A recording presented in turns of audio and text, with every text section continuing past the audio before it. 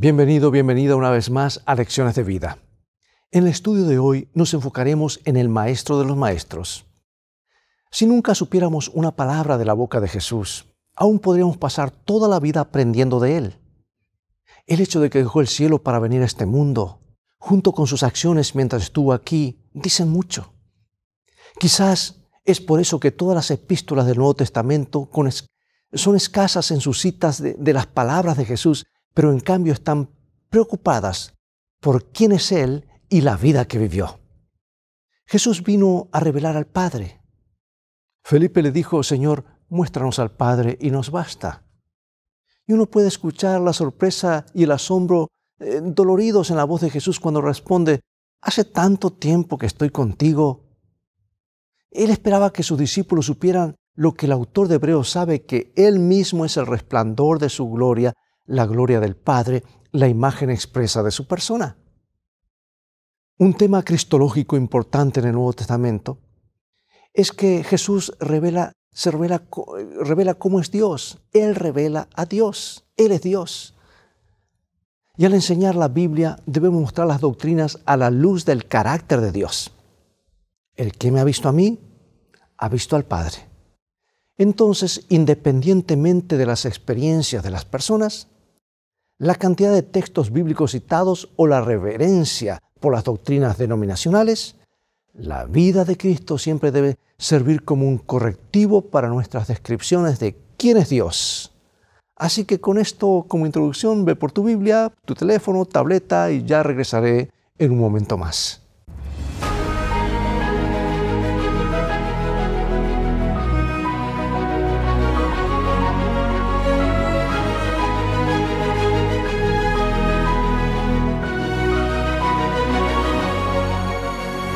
Comencemos con nuestro versículo central.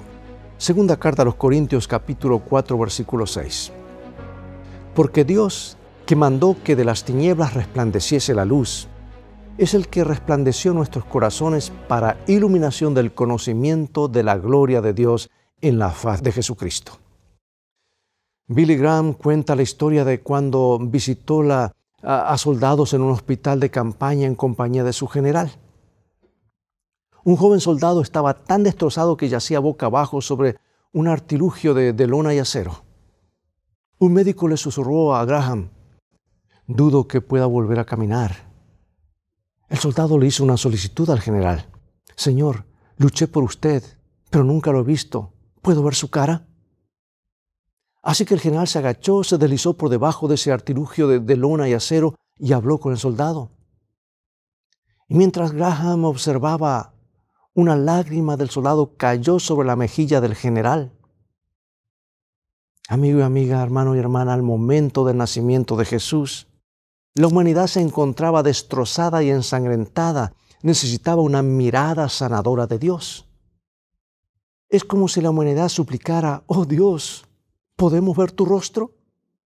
Y al enviar a su Hijo a este planeta, el Padre envió al gran Maestro en una misión: mostrar su rostro a la humanidad. Desde entonces, hemos tenido el maravilloso privilegio de contemplar el conocimiento de la gloria de Dios en la faz de Jesucristo. Por eso, al contemplar al gran Maestro en su paso por la tierra, pregunto: ¿qué podemos aprender de Él? Muchísimo, ¿verdad? Demos un vistazo más profundo. Vayamos ahora al libro de Hebreos 1, 1 al 4. Dios, habiendo hablado muchas veces y de muchas maneras en otro tiempo a los padres por los profetas, en estos postreros días nos ha hablado por el Hijo, a quien constituyó heredero de todo y por quien asimismo hizo el universo, el cual, siendo el resplandor de su gloria y la imagen misma de su sustancia, y quien sustenta todas las cosas con la palabra de su poder, habiendo efectuado la purificación de nuestros pecados por medio de sí mismo, se sentó a la diestra de la majestad en las alturas, hecho tanto superior a los ángeles, cuanto heredó más excelente nombre que ellos. Los autores del Nuevo Testamento acentúan en repetidas ocasiones una idea importante: Jesús vino a la tierra para mostrar a los seres humanos quién es el Padre. En épocas pasadas, la revelación de Dios llegó de manera fragmentada a través de los profetas. Sin embargo, en Jesús ha llegado la revelación definitiva y total de Dios. Además, en su persona, Jesús es el resplandor de la gloria de Dios.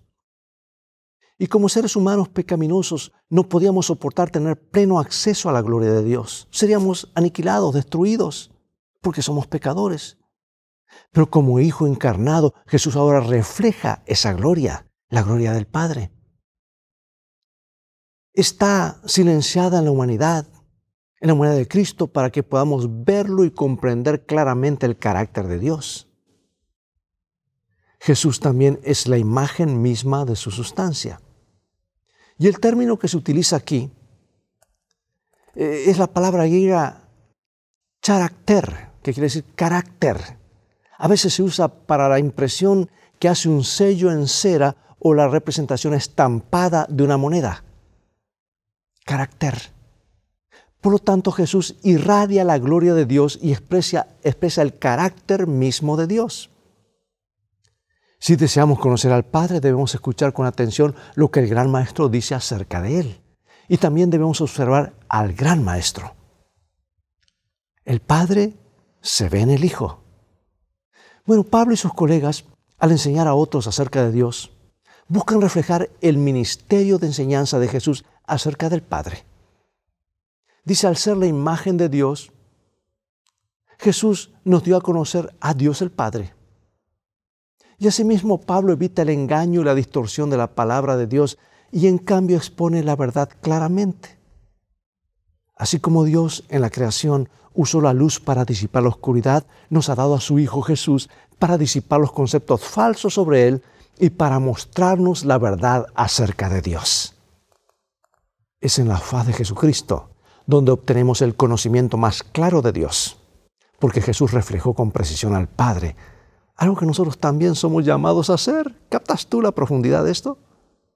Ya que estamos invitados a ser imitadores de Dios como hijos amados. Bueno, en el conmovedor prólogo de su Evangelio que vimos en el tema anterior, Juan analiza a Jesús como el Verbo eterno, el comienzo, el que dio comienzo a todo. Y las declaraciones de Juan sobre Jesús no son tímidas ni limitadas, son audaces y de alcance cósmico. Jesús existía antes del surgimiento del mundo, desde la eternidad en realidad. De hecho, Jesús es el agente de la creación. Él es la luz de los hombres y como la palabra que vino al mundo alumbra a todo hombre. Por eso, según Juan, ¿cuál es el resultado de que Cristo se haya vuelto humano? ¿Cuál es el significado? Bueno, vamos a la Biblia, San Juan capítulo 1, versículos 14 y 18. Ya que el Verbo fue hecho carne y habitó entre nosotros y vimos su gloria, gloria como del unigénito del Padre, lleno de gracia y de verdad. A Dios nadie le vio jamás, el unigénito Hijo, que está en el seno del Padre, Él le ha dado a conocer. Es clara la palabra de Dios, amados, pero hay más luz sobre esto. Mira lo que le fue mostrado en visión a la profetisa del pueblo de Dios, Elena de White, en el libro de Educación, páginas 76 y 82. La luz apareció cuando la oscuridad del mundo era más intensa. Solo había una esperanza para la especie humana, que se restaurase en el mundo el conocimiento de Dios. Cristo vino para restaurar ese conocimiento. Vino para poner a un lado la enseñanza falsa mediante la cual los que decían conocer a Dios lo habían desfigurado. Vino a manifestar la naturaleza de su ley, a revelar en su carácter la belleza de la santidad. Todo lo que Jesús hizo en su vida en la tierra tuvo un solo propósito, la revelación de Dios para la elevación de la humanidad. O sea que vino a alcanzarnos para llevarnos donde Él está, para conocer a Dios, para que podamos amarle. Yo sé que es tentador criticar la torpe declaración de Felipe, muéstranos al Padre. Después de años de estrecha recomunión con Jesús, todavía no entiende lo esencial de la encarnación, que Jesús vino a mostrar el carácter del Padre. Bueno, quizá los maestros de hoy puedan consolarse con el hecho de que uno de los alumnos del Gran Maestro tuvo tan mal desempeño, ¿verdad? Sin embargo, la declaración de Felipe probablemente no se registra para darnos razones para criticarlo, sino a fin de darnos la oportunidad de examinarnos a nosotros mismos. Por eso surge la pregunta: ¿cuánto tiempo hemos caminado con Jesús? Felipe por 3 años y medio. Tal vez tú y yo por 10, 20, 30 o la vida entera. Y pregunto, ¿hemos entendido a Jesús mejor que Felipe? El que me ha visto a mí, ha visto al Padre. Bueno, pasemos ahora a uno de los pasajes más profundos de la Biblia, porque analiza la preexistencia de Cristo, su divinidad, su encarnación, su humanidad, su aceptación de la muerte en la cruz. Allí está Filipenses 2, 5 al 11. Haya pues en vosotros este sentir que hubo también en Cristo Jesús, el cual siendo en forma de Dios no estimó el ser igual a Dios como cosa que aferrarse, sino que se despojó a sí mismo tomando forma de siervo, hecho semejante a los hombres, y estando en la condición de hombre se humilló a sí mismo, haciéndose obediente hasta la muerte y muerte de cruz. Por lo cual Dios también le exaltó hasta lo sumo, y le dio un nombre que sobre todo nombre, para que en el nombre de Jesús se doble toda rodilla de los que están en los cielos y en la tierra y debajo de la tierra, y toda lengua confiese que Jesucristo es el Señor, para gloria de Dios el Padre. Describe el largo y difícil camino descendente que Jesús tomó del cielo al Calvario. Y describe cómo el Padre exalta a Jesús a una posición de adoración universal. Muchas grandes y sorprendentes verdades se plasman en estos versículos. Dicen tanto, está tan bien resumido. Pregunto, de los acontecimientos de la vida de Jesús que celebras, o que te gustan, o te gusta repasar, ¿cuáles crees que espera que los creyentes reflejen en tu propia vida? En otras palabras, ¿qué es lo que los otros esperan ver de Jesús en tu vida? Pablo espera que los creyentes de Filipos, que quizás eran polémicos, aprendan de Jesús y su encarnación. Si Jesús pudo adoptar la forma humana, tomando forma de siervo hecho semejante a los hombres, e incluso someterse a la crucifixión, pues entonces ¿cuánto más deberían someterse unos a otros por amor? Esto es el punto de Pablo a que escribió a los filipenses. Se nos recuerda que hay mucho que aprender del gran Maestro, Jesús. Aprendemos de los mensajes que comparte durante su ministerio terrenal. Aprendemos de los milagros que realiza y la forma en que actúa con los demás. Quizá podamos intentar en nuestras relaciones con los demás seguir el ejemplo de su gran condescendencia, ¿verdad? Y detenernos a pensar en su voluntad de intercambiar las glorias del cielo por un pesebre. ¡Qué lección de humildad para nosotros! Que a veces mucha gente está buscando solamente grandezas, el realce personal. Pero en contraste, con demasiada frecuencia el mundo nos invita a exaltarnos a nosotros mismos, ¿verdad? Así está hecho el mundo.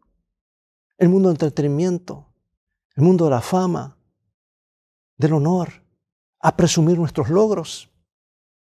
Pero en un pesebre de Belén aprendemos una lección diferente del gran Maestro, que la gran obra de educación y salvación de Dios no se logra mediante la autoexaltación, sino humillándonos ante Dios y sirviendo a los demás.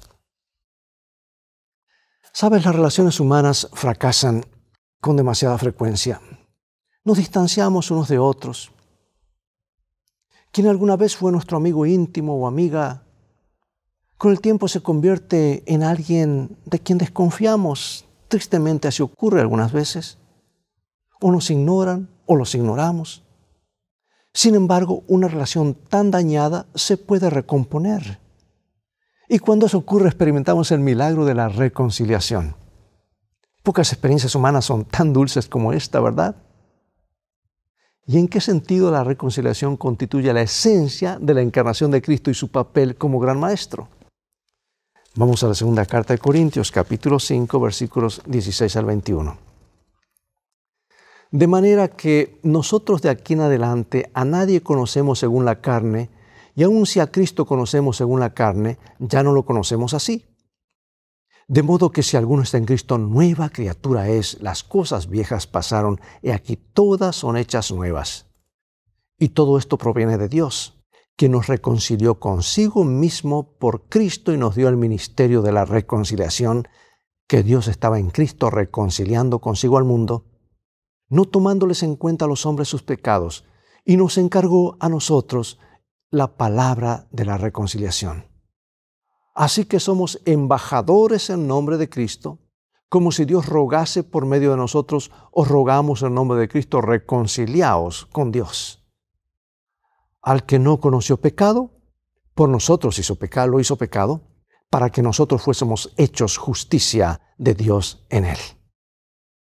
Si nos sentimos bendecidos cuando recomponemos una relación con otra persona, pregunto, ¿cuánto mejor debemos sentirnos cuando nos reconciliamos con Dios? Por eso en 2 Corintios 5, Pablo deja en claro quién es el que inicia la reconciliación. No somos nosotros. Dios el Padre ha tomado la iniciativa para recomponer nuestra relación rota con Él. Y ha hecho esta obra de reconciliación por medio de Cristo. O sea que Dios estaba en Cristo reconciliando consigo al mundo. No obstante, no debemos ser solo consumidores del gozo de la reconciliación, debemos aprender del gran Maestro. Y en su encarnación, Jesús participó de la obra de la reconciliación. Y nosotros también estamos invitados a participar de ella. Cuando estás dando un estudio bíblico, ese grupo pequeño, esa invitación, estás invitando a otros a reconciliarse con Dios. Estás siendo un canal de bendición, de reconciliación. Dios nos ha reconciliado consigo mismo a través de Cristo. Y ahora a nosotros juntos con Pablo se nos da el ministerio de la reconciliación. Y Colosenses 1 es otro de los grandes pasajes del Nuevo Testamento sobre la encarnación de Cristo que a menudo se considera un himno. Y la primera parte del pasaje analiza el papel de Cristo en la creación, mientras que la última parte se centra en el papel de Cristo en la redención. Yo quisiera leer ahora Colosenses 1, 15 al 20. Él es la imagen del Dios invisible, el primogénito de toda creación, porque en Él fueron creadas todas las cosas, las que hay en los cielos y las que hay en la tierra, visibles e invisibles.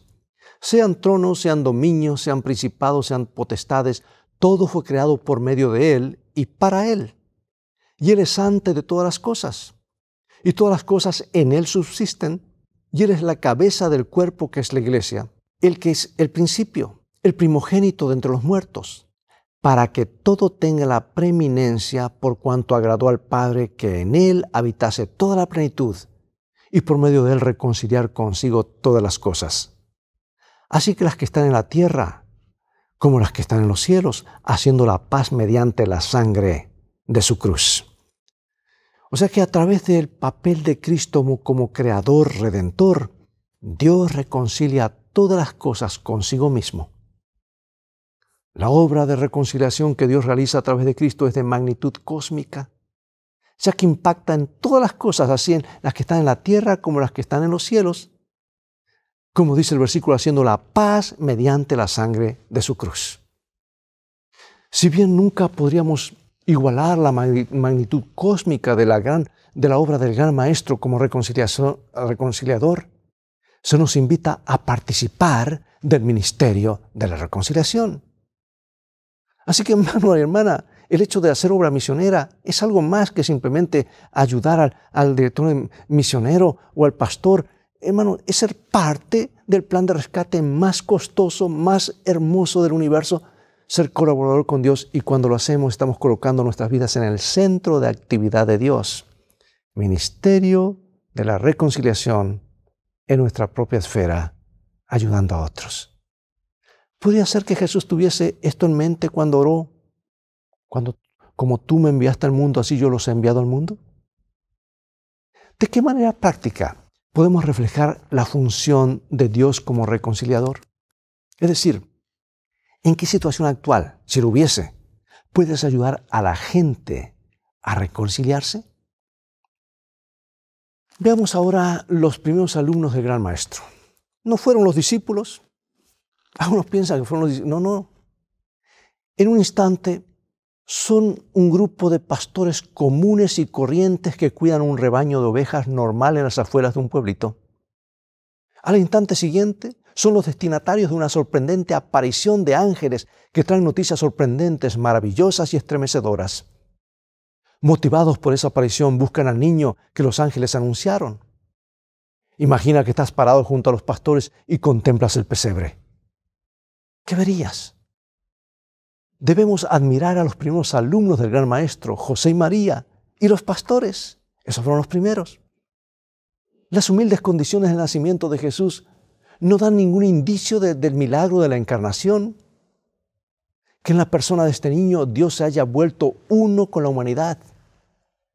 Sin embargo, con la ayuda de visiones, sueños y ángeles, sus primeros alumnos son capaces de vislumbrar más allá de la apariencia externa del nacimiento de Jesús. Los pastores comparten la identidad de este niño con los demás, que Él es el Salvador, que es Cristo el Señor. Y luego vinieron los magos o sabios de Oriente. ¿Dónde está el rey de los judíos que ha nacido? Porque su estrella hemos visto en el Oriente y venimos a adorarle. Y el siguiente alumno fue Herodes. Id allá y averiguad con diligencia acerca del niño, y cuando lo halléis, hacedmelo saber para que yo también vaya y le adore. Pero en realidad quería eliminarlo, no quería competencia. Y antes de que pronunciara su primera parábola o realizara su primer milagro, el gran maestro es digno de nuestra adoración por ser quien es. Por eso, para apreciar completamente el posterior ministerio de la enseñanza de Jesús, debemos unirnos a estos primeros alumnos, los magos en su adoración al Maestro, a esos pastores. Aquel cuyas enseñanzas admiramos es más que un educador sabio. Él es Dios que vino a habitar con la humanidad.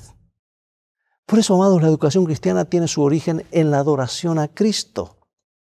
Y junto con los reyes magos, los pastores y los ángeles, somos llamados a adorar a Cristo, el Rey recién nacido, y a ver en el niño Jesús las realidades de Dios mismo, y mucho más ahora lo que está haciendo el Santuario Celestial y el Rey próximo a venir.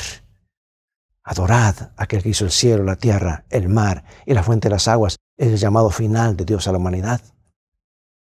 Piensa en lo que significa la encarnación de Jesús con respecto al carácter de Dios.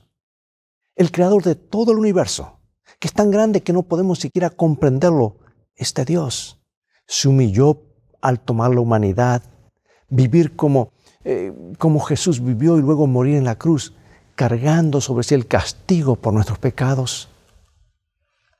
Algo que no podemos comprender realmente. Y pregunto, ¿por qué son estas tan buenas noticias? Dios con nosotros. El carácter griego primero denota la herramienta de grabado utilizada por un grabador. También denota la marca, la estampa, la impresión hecha por la herramienta. Una impresión que, como se vería en una moneda. Y el propósito era hacer una reproducción exacta de la imagen del rey en esas monedas.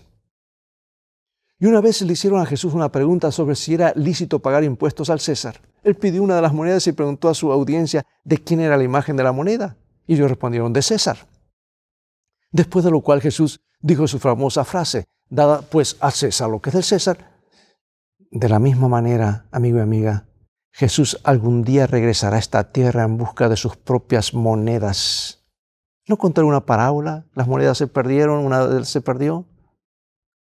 Y sabes, cuando lo hace, solo necesita hacer la misma pregunta que hizo hace 2000 años. ¿De quién se ve la imagen en estas monedas? Porque si llevamos la imagen de Cristo y tenemos el nombre del Padre grabado en la frente, entonces será una buena noticia escuchar de Dios, dad a César lo que es de César y a Dios lo que es de Dios. Dios recogerá sus monedas que tengan su carácter estampado. Por eso hablar como un cristiano, asistir a la iglesia como un cristiano, explicar las doctrinas como un cristiano y llamarse a sí mismo cristiano nunca son reemplazos de ser realmente cristiano. No hay población que comprenda esta diferencia mejor que nuestros niños, quienes están observando cada movimiento que hacen sus padres, sus maestros y sus líderes religiosos. Puede que no sean capaces de articularlo, pero están evaluando consciente o inconscientemente la educación adventista basándose en cómo viven los adventistas. Esta es la conclusión. Es por eso que llevar la imagen de Dios en nuestra vida diaria no es negociable si queremos que la educación adventista tenga éxito. Bueno, finalizo con una cita inspirada del libro La Educación, seguida de algunas preguntas de reflexión antes de orar. Dice así la sierva del Señor: en el Maestro enviado por Dios halla su centro toda verdadera obra educativa. De la obra de hoy, lo mismo que la que estableció hace más de 1800 años, el Salvador dice: yo soy el primero y el último, yo soy el alfa y el omega, el principio y el fin. En presencia de semejante maestro, de semejante oportunidad para obtener educación divina, es una necesidad buscar educación fuera de él, esforzarse por ser sabio fuera de la sabiduría, ser sincero mientras se rechaza la verdad, buscar iluminación aparte de la luz y existencia sin la vida, apartarse del manantial de aguas vivas y cavar cisternas rotas que no pueden contener agua. Como la preparación más elevada para su trabajo, les aconsejo las palabras, la vida y los métodos del príncipe de los maestros. Les ruego que lo consideren. Él es su verdadero ideal. Contémplenlo, mediten en él, hasta que el Espíritu del Maestro Divino tome posesión de su corazón y su vida. ¿Qué valores y acciones serían importantes para los maestros y estudiantes cristianos que se toman en serio la idea de aprender de la gran encarnación, de la encarnación del gran Maestro, de nuestro Señor Jesucristo? Los padres y los maestros cristianos tienen una norma elevada: reflejar el carácter de Dios como se revela en la encarnación de Jesús. Por eso pregunto, ¿qué debemos hacer cuando no cumplimos con esta norma elevada? Dios nos ayude a pasar más tiempo con Él, conociéndolo, para reflejar su carácter. Todos nos parecemos a lo que contemplamos. Dios nos ayude a llevar su imagen para que otros puedan ver a Jesús a través de nosotros. Acompáñame en oración. Nuestro Padre Celestial, nuestro ruego, nuestro deseo es llevar la imagen de Jesús, reproducir su imagen, su carácter, porque queremos vivir con Él para siempre. Perdónanos si hasta aquí no hemos hecho lo que debemos hacer, no hemos cumplido con este alto ideal. Danos por tu gracia el poder para poder hacerlo. Sabemos que lo harás, porque lo pedimos en el nombre de Jesús. Amén. Bien, amigo, amiga, hermano y hermana, es todo el tiempo que tenemos por hoy. Ha llegado el momento de despedirnos y será hasta el próximo programa de la serie Lecciones de Vida. Invita a otros a sintonizar este canal y transfórmate tú mismo en un canal de bendiciones. Dios te bendiga y te guarde. Y recuerda, tú vales mucho para Jesús. Él te ama más de lo que puedes imaginar. Maranata.